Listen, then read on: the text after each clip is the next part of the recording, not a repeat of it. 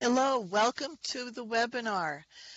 This is offered through the CRLA Professional Development Committee. It's hosted through Bucks County Community College, and I'd especially like to thank the technical assistance provided by Bucks County Community College.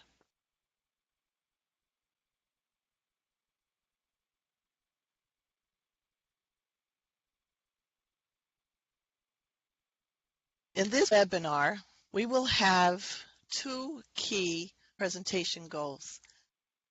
The first one is that participants will learn about the CAS Learning Assistance Program standards for program self-assessment and evaluation. And then I will also be discussing the relevant data sources and criteria for program evaluation. There will be 5 key topics. The first one, I will briefly talk about CAS resources for program evaluation. I will give a very brief overview of CAS. I will give a brief overview of the CAS standards and guidelines, but then I will go into particular discussion about the CAS Learning Assistance Program, i.e. LAP, standards and guidelines, and then I will be talking about evidence that you can use for program self-assessment and evaluation. Let's talk about the first part, for resources. Hopefully you have received the LAP standards and guidelines, and if you haven't, you can find them in a couple of key places. One, if you go to the www.cas.edu website, you can find the CAS resources there for all of the standards, and in particular the Learning Assistance Program standards.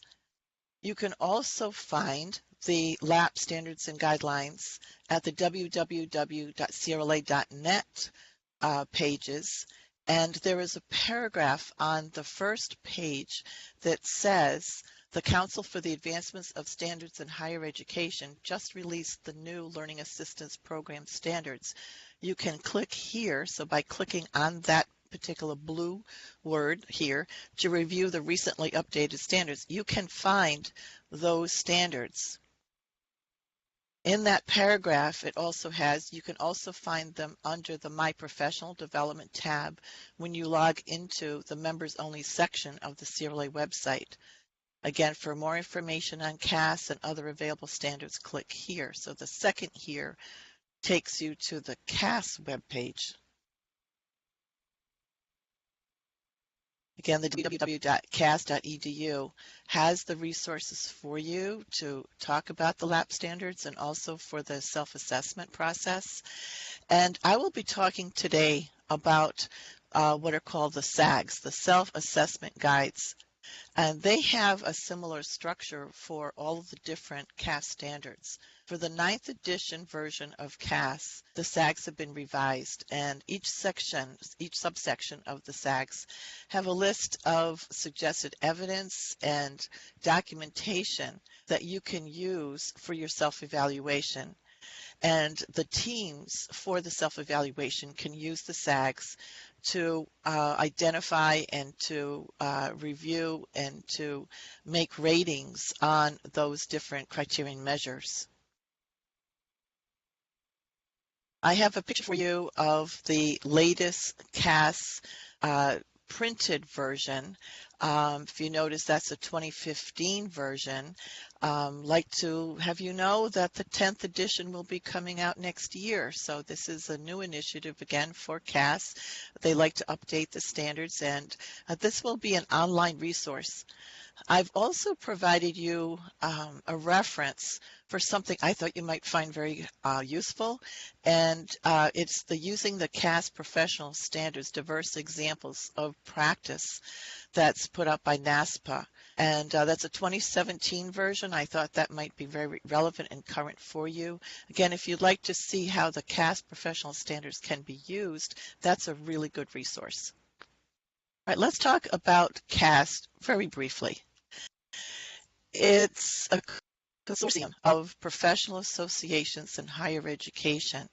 It has been the preeminent force for promoting standards in student affairs, student services, and student development programs since it started in 1979.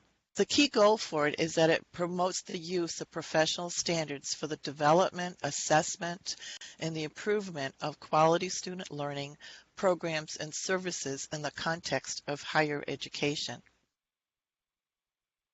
Again, CRLA is a member of CAS. I'm the representative for CAS. I go to the meetings for CAS, and what I'll be reporting to you will be the work I have done and many others on the Learning Assistance Program standards. And so let's start right in with the overview of the CAS standards and guidelines. When you take a look at the LAP standards, you will see different types of text and the different guidelines. We have what are called the general CAS standards, which cut across all of the different functional areas. An example of a functional area is the learning assistance programs. Another example of a functional area would be the TRIO programs. Another one would be the international student programs and services. These common criteria that are, again, the common criteria cutting across all of the functional areas are referred to as general standards, and they form the core of all functional area standards, meaning that they will be printed and used all across the CAS standards. As we speak, the general standards are being updated at the next CAS board meeting, which will be online coming up in April. The board tends to look at those general standards and will be approving the new versions. So again, not only are the LAP standards new, but the general standards will also be new for the 10th edition of the CAS standards.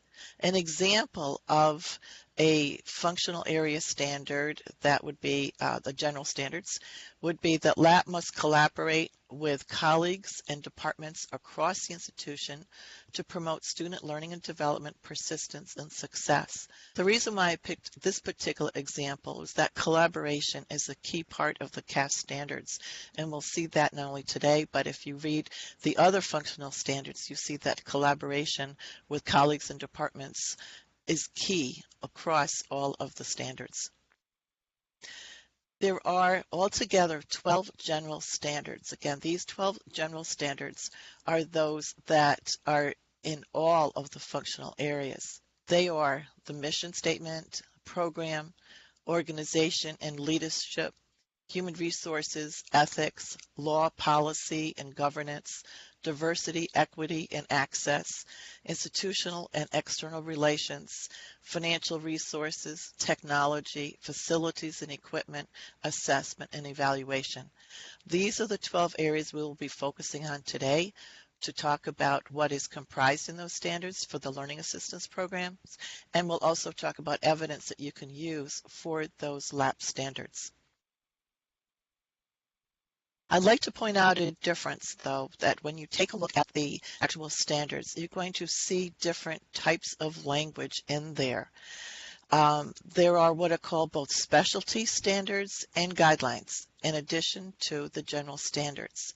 All standards use the auxiliary verbs must and shall and appear in bold print so that users can quickly identify them. On my PowerPoint, you'll see an example of that at the bottom of the page in blue. It's in the bold blue.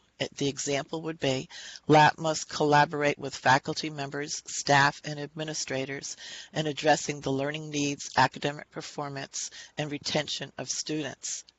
In contrast to that are guidelines. Guidelines are designed to provide suggestions and illustrations that can help you in establishing programs and services and more fully address the needs of students than those that are mandated by the standard.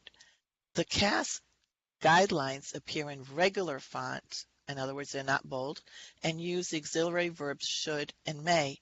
An example of that is at the bottom of the PowerPoint. LAP should have a broadly constituted advisory board to share information and make suggestions to strengthen the program. Let's take a look in particular at the LAP standards and guidelines. Again, I am using the LAP self-assessment guide as the example. When you take a look at these, you're going to see that in the printout for the LAP standards, There is first a contextual statement, and then there are the actual standards and guidelines. The contextual statement was also worked on and approved at the November 2016 CAS board meeting, and there were a number of people in CRLA, NAID, and other relevant organizations that helped to contribute to that. Again, it was a collaborative effort. The general standards and guidelines were reviewed and developed by another group and approved at the CAS November 2016 meeting.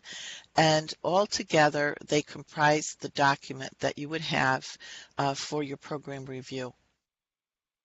The mission statement is comprised of three key areas in terms of the standards. I would like to refer you to the document that was sent to you in the email. If you do not have that document, you can go again to the CRLA website and click on the here verb and the word, and to go ahead and to go directly to the CRLA section that has the LAP standards.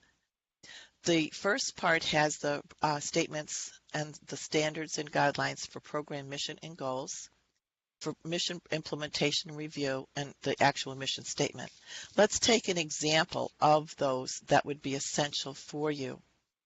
An example under program mission and goals is that the primary mission of learning assistance programs is to provide students with the resources and opportunities to improve their ability to learn and to achieve academic success.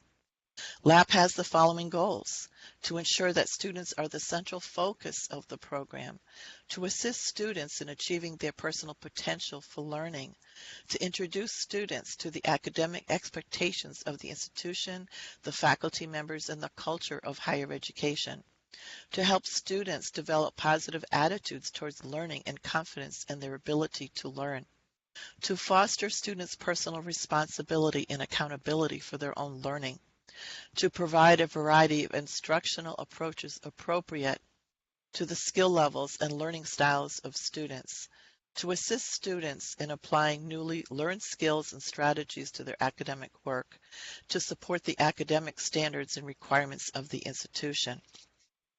Those are key for the mission and goals of the program. Again, I'm going to refer you to the actual document, and you'll see another set of statements that would be under mission implementation review that would relate to that LAP develops, disseminates, implements, and regularly reviews its mission.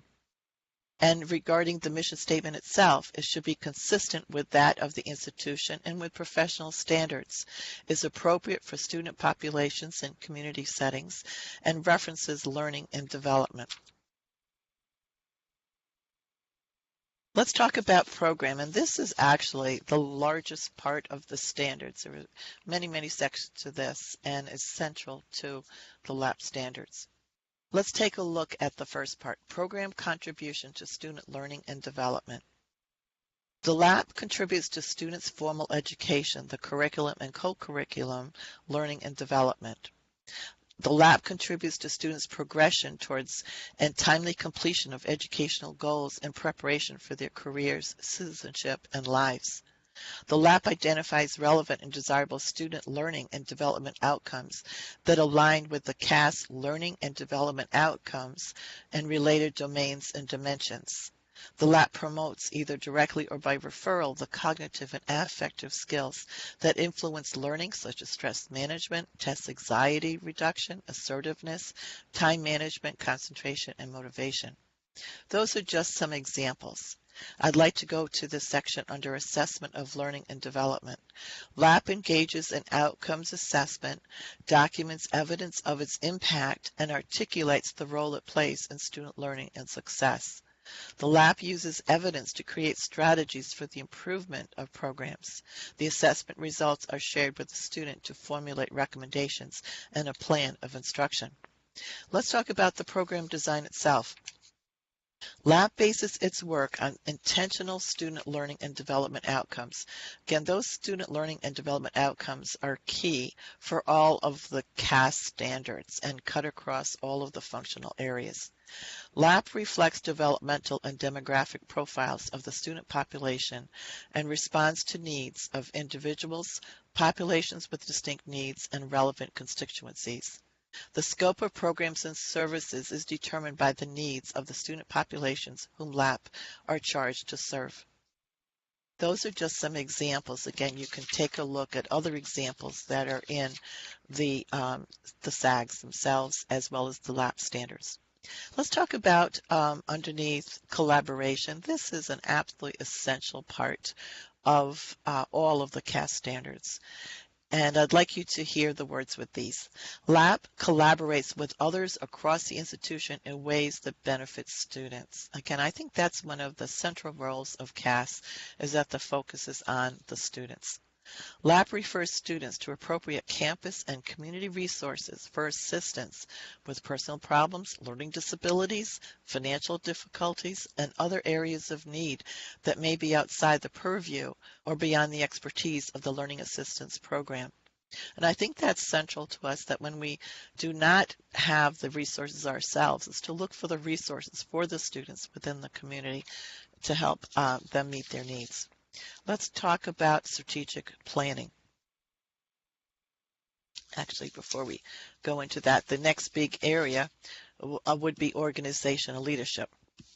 Again, there are the key areas of organization documents, actions of leaders, strategic planning, management, supervision, communication and collaboration, and program advancement. Again, we'll be talking about strategic planning in a second. But under that key part, let's take a look at organization documents. That the LAP has clearly stated in current goals and outcomes, policies and procedures, descriptions of personnel responsibilities and expectations, and clear organizational charts. The actions of leaders themselves, that they should be modeling ethical behavior, institutional citizenship, and leaders with organizational authority provide strategic planning, management and supervision, and program advancement, and that the LAP leaders are knowledgeable about issues, trends, theories, research, and methodologies related to student learning and retention. And now to talk about strategic planning, a key part for us is that LAP leaders articulate a vision and mission, as well as set goals and objectives based on the needs of populations served, intended student learning and development outcomes, and program outcomes. The LAP provides written goals, objectives, and anticipated outcomes for each program and service. The LAP leaders facilitate continuous development, implementation, and assessment of effectiveness and goal attainment congruent with institutional mission and strategic plans. That the LAP leaders promote environments that provide meaningful opportunities for student learning, development, and engagement.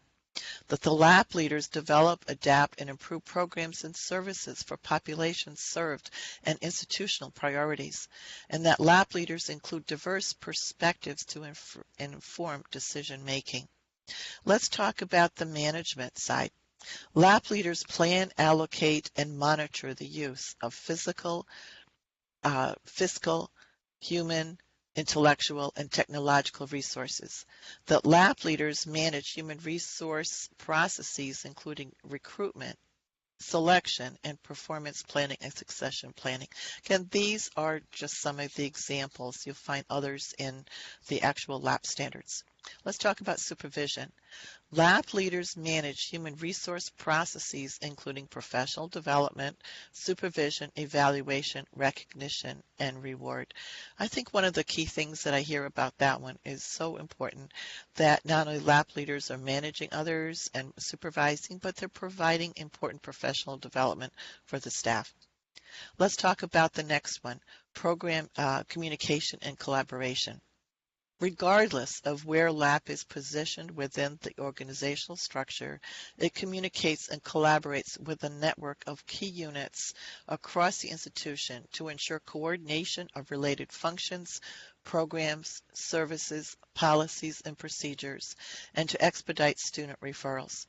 We had a lot of discussion about this type of statement. One of the things that we talked about is that a learning assistance program may be actually several smaller programs. For instance, your lab might be a writing lab plus a math lab plus tutoring services, and they may not be in a central location. They may be in different parts of the campus, but the umbrella would be the lab to coordinate all these different services and to be able to talk with each other, and that they're not isolated silo kinds of programs. The lab holds regularly scheduled meetings to share information, coordinate the planning, scheduling, delivering of programs and services, identify and discuss potential and actual problems and concerns, and collaborate on making decisions and solving problems. All of that is essential, again, for looking at the evaluation of your program. Let's talk about the last part, that would be the program advancement. Lab leaders advocate for and actively promote the mission and goals of the programs and services. Lab leaders inform stakeholders about issues affecting practice. Again, there are others. Let's move down now to the next big area, which would be under human resources. And we have several subtopics under that one. Let's talk about adequate staffing and support. I happen to like this when I was running my learning assistance program. I always thought it was great having standards that would support my own requests to those at the institution for funding for these kinds of things. So for under adequate staffing and support, learning assistance programs is staffed adequately to accomplish mission and goals. Staff and faculty who hold a joint appointment with LAP are committed to the mission, philosophy, goals, and priorities of the program and possess the necessary expertise for assigned responsibilities. I think that's where CRLA comes in very beautifully, because it shows how important professional development is related to having people with the appropriate expertise and background. LAP has access to technical and support personnel adequate to accomplish the mission. Underneath the next area of recruitment, supervision, and professional development, again, CRLA comes into this one. LAP establishes procedures and expectations for personnel recruitment and selection, training, supervision, performance, and evaluation. LAP provides personal access to education and professional development opportunities to improve their competence, skills, and leadership capacity. So it's so important for all folks in the lab to be able to have access to professional development. Underneath employment practices, administrators of LAP maintain personnel position descriptions, implement recruitment and hiring strategies that produce an inclusive workforce, and develop promotion practices that are fair, inclusive, proactive, and non-discriminatory.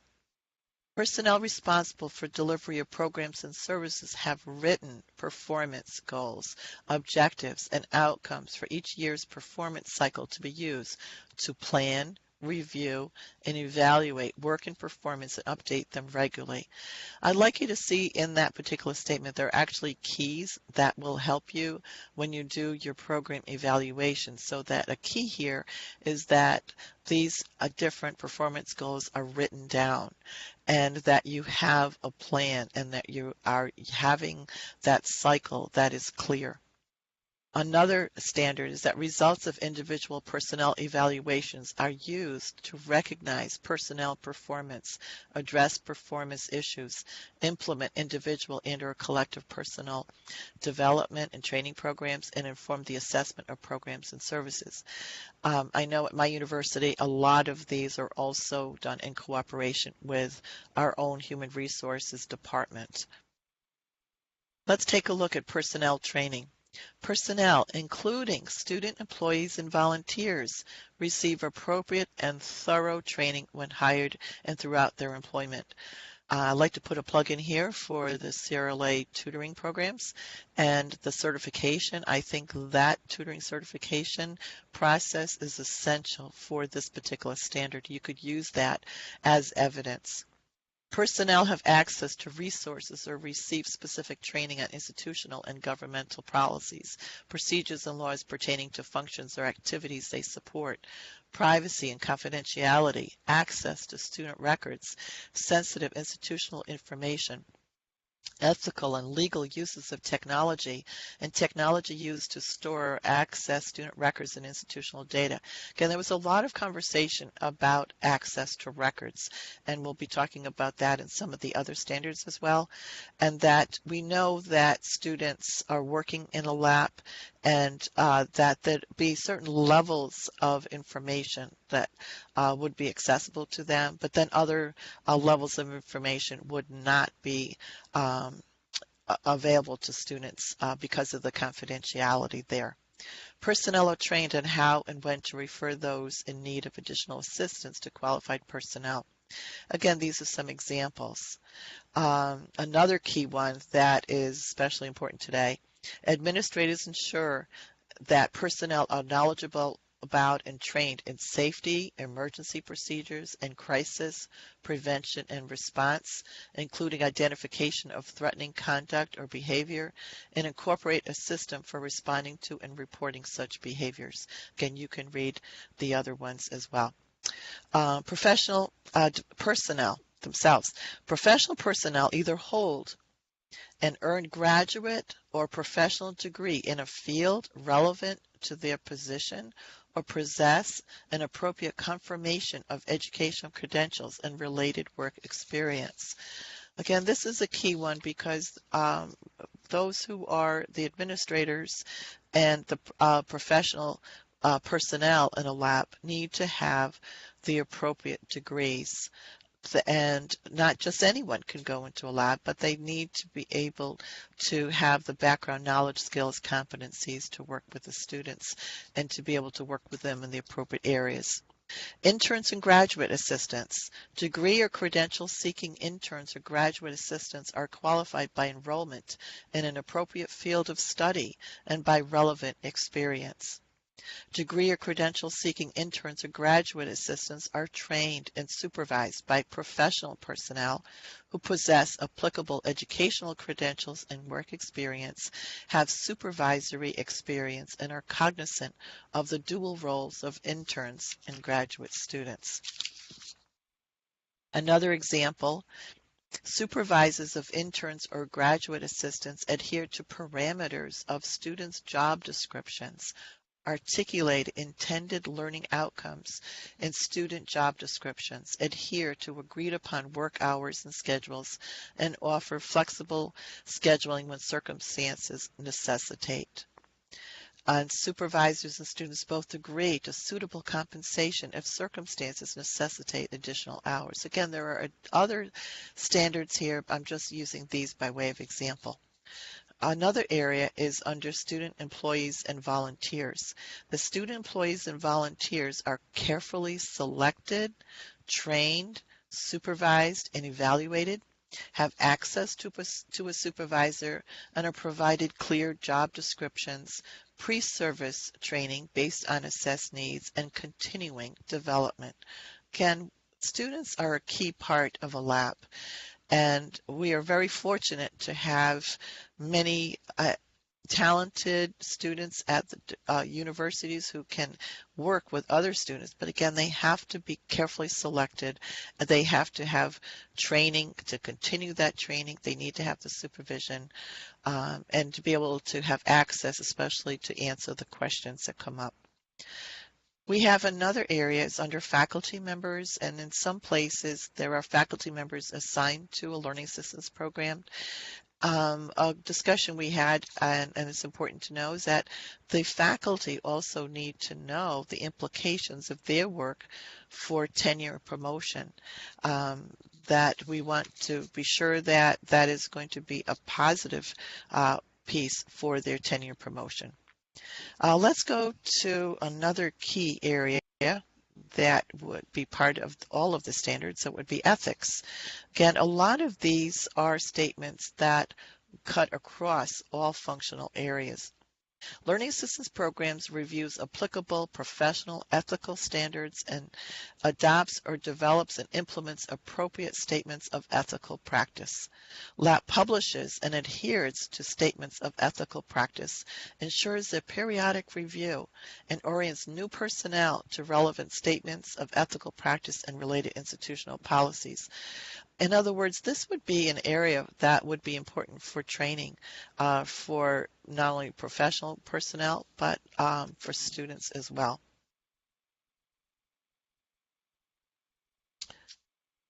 Let's talk about the Statement of Ethical Standards. Statements of ethical standards specify that LAP personnel respect privacy and maintain confidentiality in communications and records as delineated by privacy laws. Statements of ethical statements specify limits on disclosure of information contained in students' records, as well as requirements to disclose to appropriate authorities. Statements of ethical standards address conflicts of interest or appearance thereof by personnel in the performance of their work and reflect the responsibility of personnel to be fair, objective, and impartial in their interactions with others. Statements of ethical standards reference management of institutional funds, appropriate behavior regarding research and assessment with human participants, confidentiality of research and assessment data, students' rights and responsibilities, and issues surrounding scholarly integrity.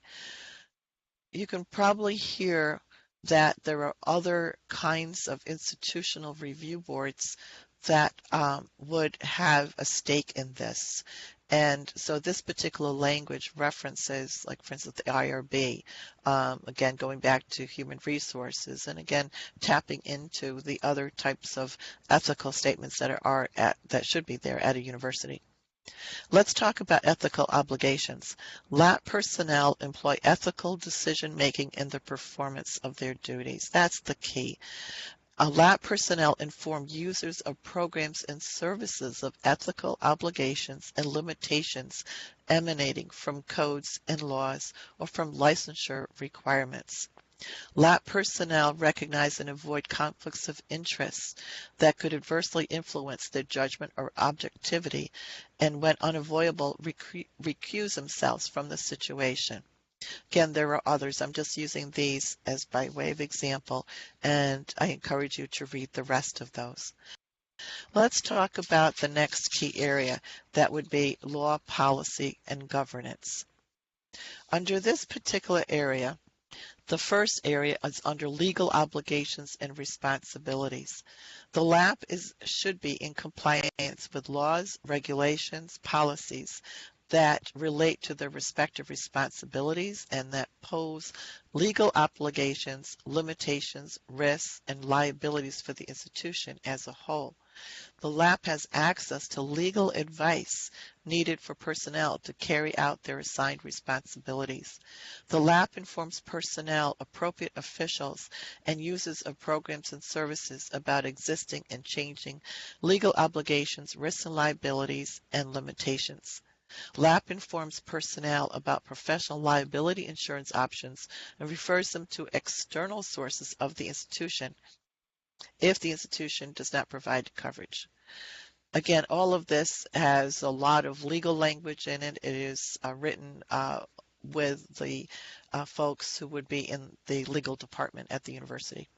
Policies and procedures. LAP has written policies and procedures on operations, transactions, or tasks that have legal implications. LAP regularly reviews policies that are informed by best practices, available evidence, and policy issues in higher education.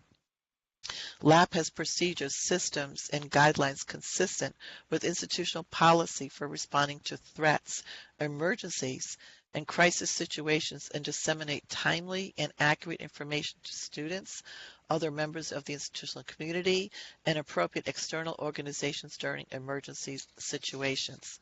Under the next key part, harassment and hostile environments, LAP personnel neither participate in nor condone any form of harassment or activity that demeans persons, or creates an intimidating, hostile, or offensive environment. Again, that is something that would be so important for us in lab because we are there to support students. Copyright compliance, this is another key topic underneath law, policy, and governance. LAP purchases or obtains permission to use copyrighted materials and instruments and include appropriate citations on materials and instruments. Governance. LAP informs personnel about internal and external governance organizations that affect programs and services. As you're listening to this, you may say, wow, there are a lot of things I hadn't thought about. Underneath diversity, equity, and access, there are 3 key topics. So let's talk about a few of these. Under inclusive work environments, the lab creates and maintains educational work environments that are welcoming, accessible, inclusive, equitable, and free from harassment. And LAP does not discriminate on the basis of ability, age, cultural identity, ethnicity, family, educational history, gender, identity and expression, nationality, political affiliation, race, religious affiliation, sex, sexual orientation, economic, marital, social, or veteran status, or any other basis included in institutional policies and codes of law. Let's take a look at the second one, structural aspects of equity, access, and inclusion. LAP ensures physical, program, and resource access for all constituents, modifies or removes policies, practices, systems, technologies, facilities, and structures that create barriers or produce inequities, and ensures that when facilities and structures cannot be modified, they do not impede access. I think particularly for those of us in work in labs is that we do have many students who have issues that would require structural kinds of modifications. And again, it would be up to us to go ahead and to articulate those needs and to ensure that all of our students have access to the resources that they need in the lab and on campus. LAP responds to the needs of all constituents served when establishing hours of operation and developing methods of delivering programs, services, and resources. LAP recognizes the needs of distance and online learning students by directly providing or assisting them to gain access to comparable services and resources. And that particular one is important because we sometimes forget about the online students and their needs, and so this particular set of standards would ensure that online students would have access to the appropriate services that they need as well. Let's take a look at the last one, ensuring diversity, equity, and access. LAP advocates for sensitivity to multicultural and social justice concerns by the institution and its personnel. And one of the things I have found is that cutting across all of the CAS standards is a key emphasis on social justice. LAP advocates and establishes goals for diversity, equity, and access, fosters communication and practices that enhance understanding of identity, culture, self-expression, and heritage, and promotes respect for commonalities and differences among people within their historical and cultural contexts.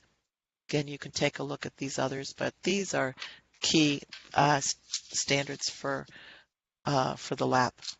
Let's take a look at another area, internal and external relations. And we talked about the important part of collaborations across the institution. Under the first area, internal and external populations, that LAP reaches out to internal and external populations to establish, maintain, promote understanding and effective relations with those that have a significant interest in or potential effect on the students or other constituents served by the programs and services. Again, I'm going to invite you to look at the other standards in this area. Under marketing, that LAP would have promotional and descriptive information that's accurate and free of deception and misrepresentation. And under procedures and guidelines, the lab has procedures and guidelines consistent with institutional policy to communicate with the media, distribute information through print, broadcast, and online sources, contract with external organizations for delivery of programs and services, to cultivate, solicit, and manage gifts, and to apply to and manage funds from grants. Again, as you're listening to this, I'm hoping that you can see the types of evidence that you could collect to meet these guidelines, because the statement has notes in here, for instance, through the print, broadcast, online sources. Let's take a look under financial resources, that the lab would have funding to accomplish its missions and goals. That's the adequate funding. Underneath the second area, under financial planning and implementation, the lab conducts a comprehensive analysis to determine unmet needs, relevant expenditures, external and internal resources, and impact on students in the institution. The lab uses the budget as a planning tool to reflect commitment to the mission and goals of the programs and services of the institution. Under policies, procedures, and protocols, the lab administers funds in accordance with established institutional accounting procedures, and that lab demonstrates efficient and effective use and responsible stewardship of fiscal resources consistent with institutional protocols. Let's take a look at technology. That the learning assistance programs would have adequate technology to support achievement of its mission and goals, and for that reason it would be current and adequate. That use of technology complies with institutional policies and procedures and relevant codes and laws. Under the use of technology, that it would have updated information regarding mission, location, staffing, programs, services, and official contacts to students and other constituents in accessible formats. That lab would use technology to provide an avenue for students and other constituents to communicate sensitive information in a secure format, enhance the delivery of programs and services for all students. Under data protection and upgrades, that lab would back up its data on a regular basis, and that would have electronic systems for scheduling and record keeping, and to be sure that they are secure. That lab articulates and adheres to policies and procedures regarding ethical and legal use of technology, as well as protecting the confidentiality and security of information. Again, that is key to keep student records secure. Underneath student technology and access, that lab has policies on student use of technology that are clear, easy to understand, and available to all students. Again, in terms of the procedures, that they'd be available to all students. Lab provides information or referral to support services for those needing assistance in accessing or using technology, provides instruction or training on how to use the technology, and informs students of implications of misuse of technology. And as we move into the last couple of standards here, under facilities and equipment, it would be important to have that the lab facilities are intentionally designed and located in suitable, accessible, and safe spaces that demonstrate universal design and support the program's mission and goals. The facilities are designed to engage various constituents and to promote learning. The design of the facilities guarantees the security and privacy of records and ensures the confidentiality of sensitive information and conversations. There is adequate and secure storage for equipment, supplies, instructional and testing materials, and confidential records. The reason why the confidentiality piece is so important, I know a lot of labs also are responsible for testing of students, and so again, that would be essential to keep those student records confidential. Under the area of workspace, the personnel have workspaces that are suitably located and accessible, well-equipped, adequate in size, and designed to support their work and responsibility. Personnel are able to secure their work. And under equipment acquisition and facilities use is that LAP incorporates sustainable practices and use of facilities and purchases of equipment, and that the equipment is evaluated on an established cycle in compliance with codes, laws, and acceptable practices for access, health, safety, and security. Again, there are others. Please take a look at that. And under the last section, underneath the area of assessment, that LAP programs would design an ongoing cycle of assessment plans, processes, and activities that identify programmatic goals and intended program outcomes, as well as outcomes for student learning and development. Again, that references back to what we talked about under programs. That LAP documents progress toward achievement of goals and outcomes. And LAP employs multiple measures, methods, and manageable processes for gathering, interpreting, and evaluating data. That LAP employs ethical practices in the assessment process and has adequate fiscal, human, professional development, technological resources to develop and implement assessment plans. And for the last set, implementing the results, reporting and implementing results, that LAP interprets and uses assessment results to demonstrate responsibility, accountability, informed planning, and decision making.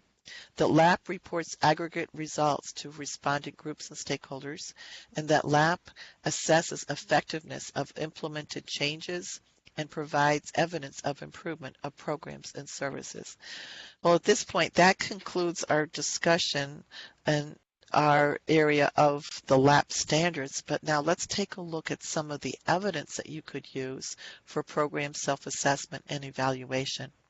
I'd like to put a note in here is that part of the process in looking at your self-assessment is to gather your data, to interpret what the data means, and then to judge it based on the data and using criterion measures, which we'll be talking about. So after we review the standards, we want to go and look and find the different types of evidence that you'd be able to use in conjunction with each of the standards. Let's take a look under mission. For that area, we have many different things that you could use. You want to find the current mission statement. You want to find out when it was developed and when it was last reviewed. Looking at goals, values, statements of purpose. Looking at descriptions and copies of where the mission statement actually is. See if it's in personnel policies, procedures, or handbook. Looking if it's actually in an office space, if it's on a website, in the strategic plan. What about the promotional materials? Does it have the mission statement for the lab included there?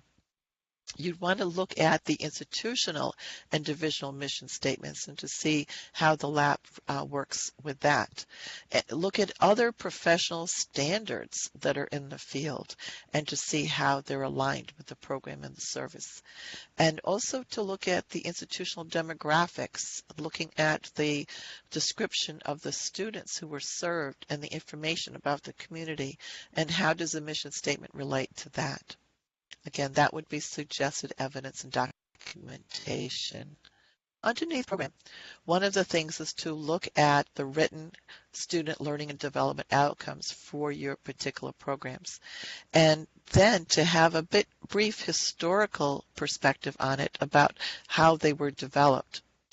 To have a list of the institution collaborations and to look at even when you would have different meetings that you would be working with them, having notes from those particular meetings with them. To have a map of program activities and ways that they connect to student learning and development outcomes.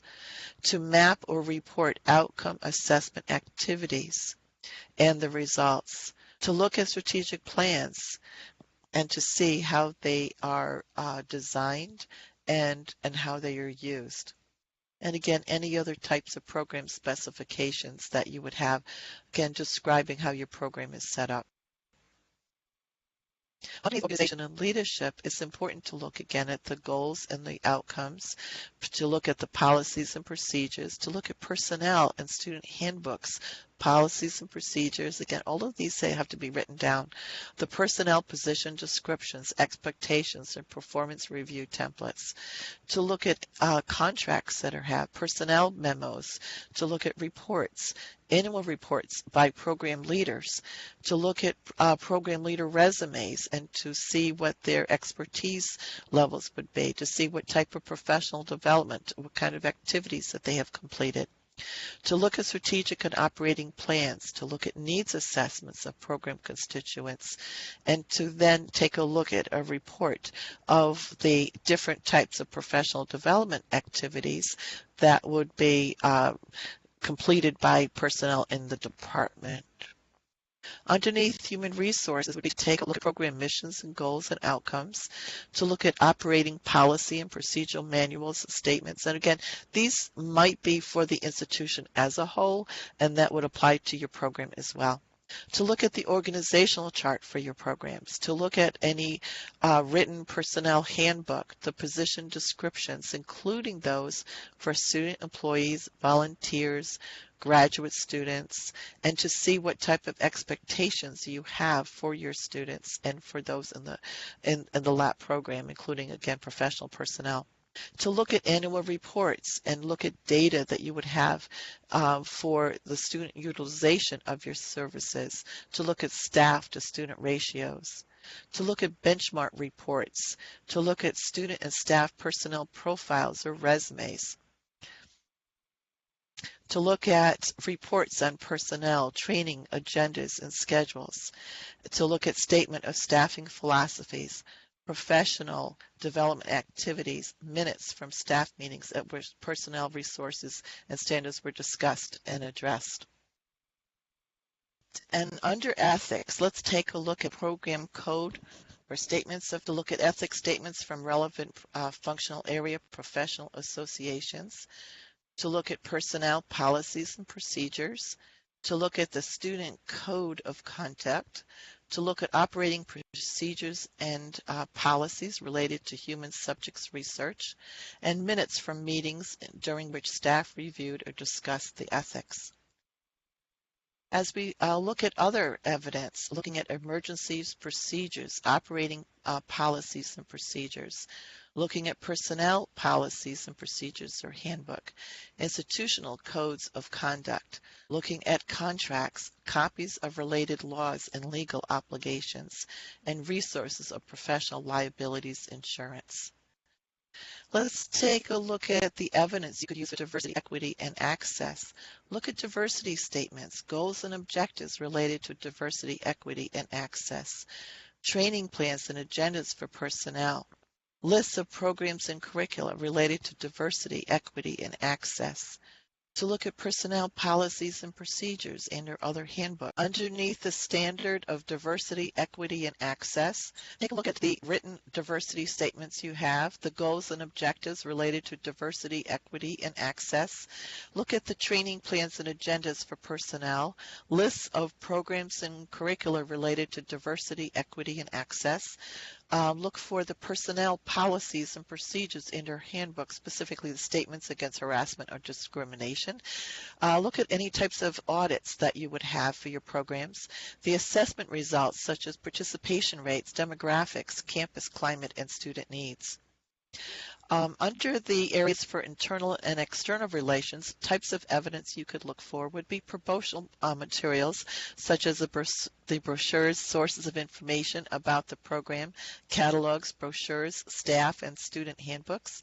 Look for your media procedures and guidelines, the list and description of relationships with internal and external partners.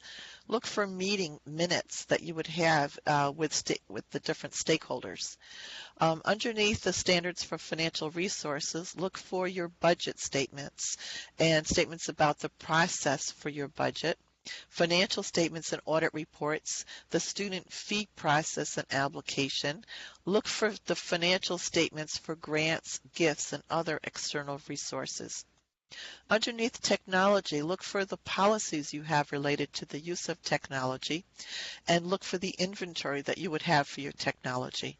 Under facilities and equipment, look for your inventories for equipment, the audits and plans for renovations, additions, and enhancements. Look for any statements or materials you have about capital projects, structural design or maps to show the space allocation, and pictures, images of the space itself.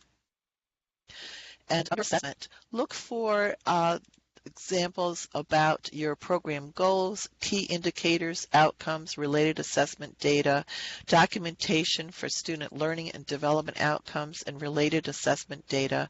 Look for a description of your assessment cycle, the assessment plans, and annual assessment reports. Look for the minutes of your meetings at which your assessment activities and results were discussed, and look for professional development activities and minutes and any recordings for that to improve assessment competence.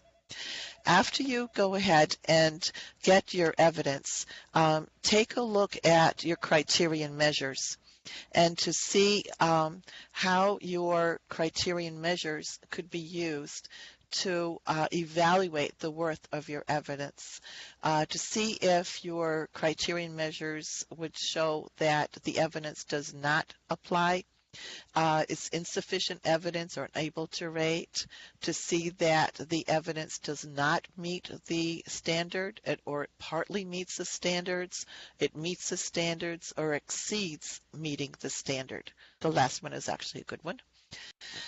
CAS has a suggested protocol, and what they suggest is at the beginning is that each individual person on the team would individually meet and look at the standard and look at the evidence and rate that particular piece of evidence and how the standard is met. Then the individual person would document his or her reasoning and document the evidence for which the rating was assigned. After the individuals do that, then the team members would come together and then they would decide for a collective rating. And after that, the team would come together as a whole to make a final collective judgment. If there is a discrepancy and a disagreement on the different performance ratings, then the team may call for additional data collection to be able to make the final judgment. That particular process is described in this chart that says first you would plan out the process, you would assemble and educate the self-assessment team, identify, collect, and review the evidence to then conduct and interpret your ratings using the evaluative evidence, develop your action plan after you finally make your ratings to then figure out what you're going to do next. Then you write up your report, and then at the end you finalize everything by closing the loop. At this point, we'll be opening it up for questions. Thank you very much.